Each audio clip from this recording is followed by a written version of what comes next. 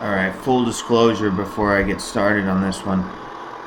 I built it and I ended up tearing it down because it just wasn't as functional as I wanted it to be. It's a pretty cool project. It uses one sheet of plywood, but it wasn't quite what I wanted it to be. You start by cutting out this corner piece. So there's a top and a bottom there.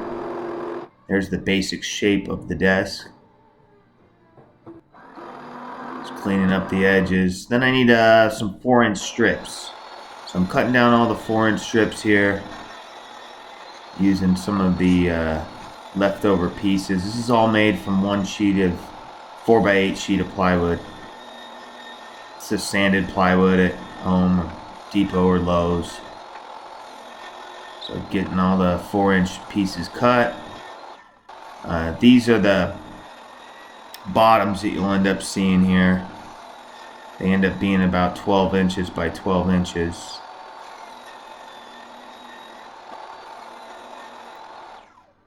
Okay, here I'm setting up a stop block because I need, I think, 8 of these pieces. So I have a miter saw. I just draw a line with a pencil there, clamp that block. All my pieces will end up the same.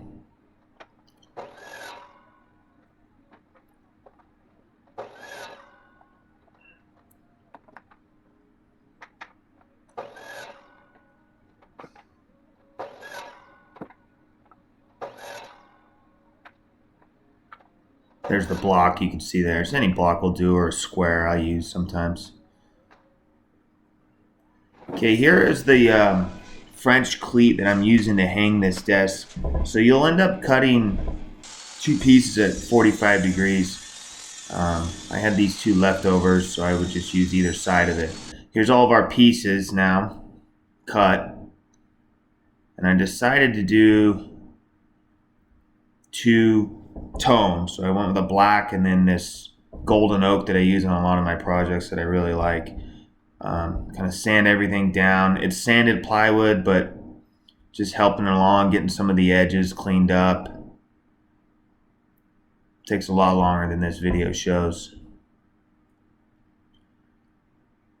but kind of necessary. It gives you a better final product.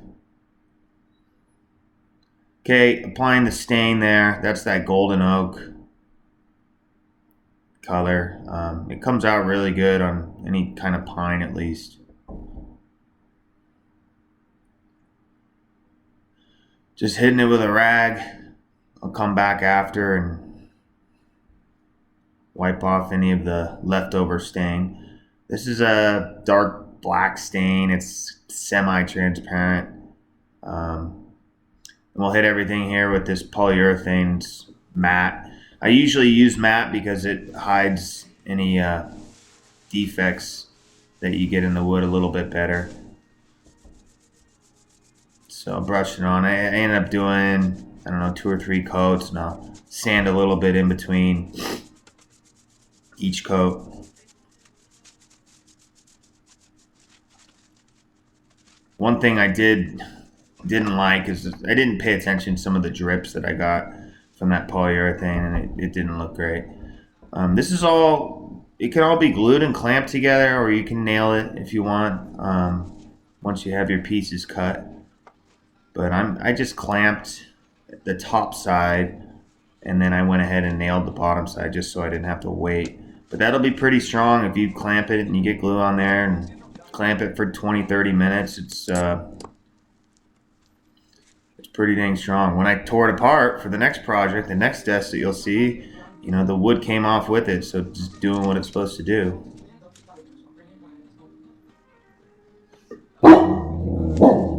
There's my dog. All right. Okay, then I'm gluing this piece on there and hitting it with a couple of brad nails just to hold it in place. And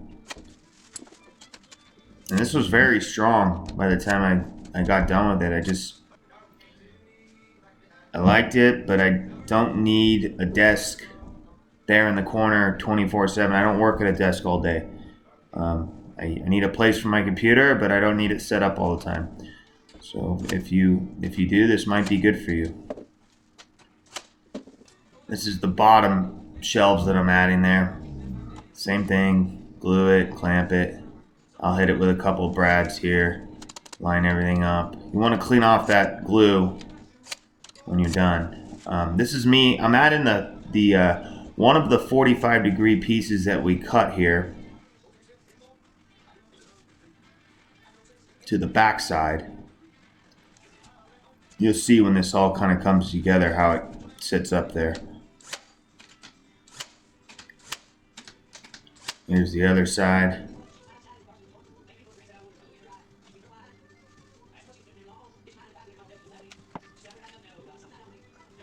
Getting everything lined up. This is all done in my bedroom because it's so cold out. Okay, so I have a laser level set up here. And I'm going to get that. I want it to sit about 36 inches. That way I could stand or sit at it. Right now it's a little bit high.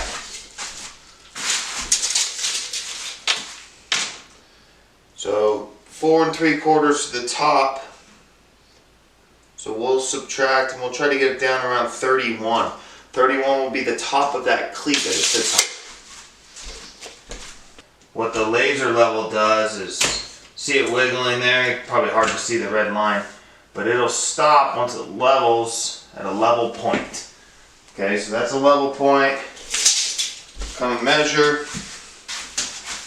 I got lucky, I'm right at 31. That'll be the top of my cleat. I need to find the studs for this. Best stud finder I found is these magnets here. I'll link it below. But the other ones don't do great. We know there's a stud here because of the framing of the window. So I know for sure that there's a stud there. And I hit a screw there. So that tells me there's a stud. I would like to get 3 in there. So this cleat, it'll come out about 4 inches. What I'm going to do is I'm trying to find a screw somewhere. We know that there's going to be one. We know there will be a stud next to this outlet, so it's right there. If I go up, probably find another, yeah, right there. So we'll go ahead and get 1 screw in there. These are big, long 4-inch screws here. There's my line. There's my piece. And we'll come over about 4 inches. Get her level.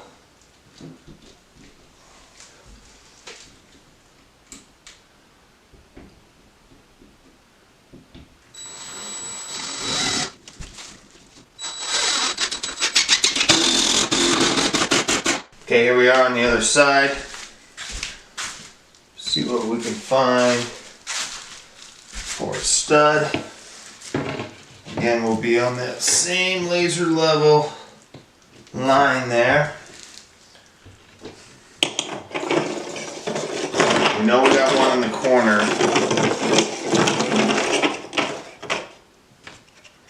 Looks like we got one here. And I'm going to offset this one just a hair so I can hit the one that the 2 at least that I know are around the window.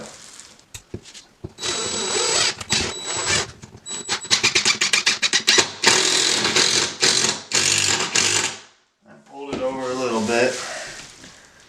Okay. How are we doing there? Perfect.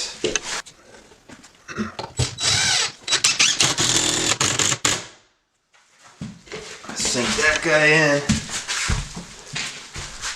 And we got one more over here. We know that there's framing around the window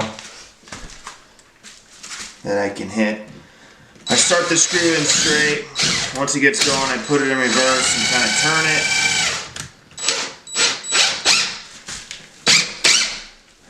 And we'll know if we hit it. Yep. And that'll be pretty strong. Okay, there it is, hung on the wall. Got to fix some blemishes in it, do a little sanding, fix that area. I had to cut around the trim, and a couple more coats of that Varathane, and it'll be good.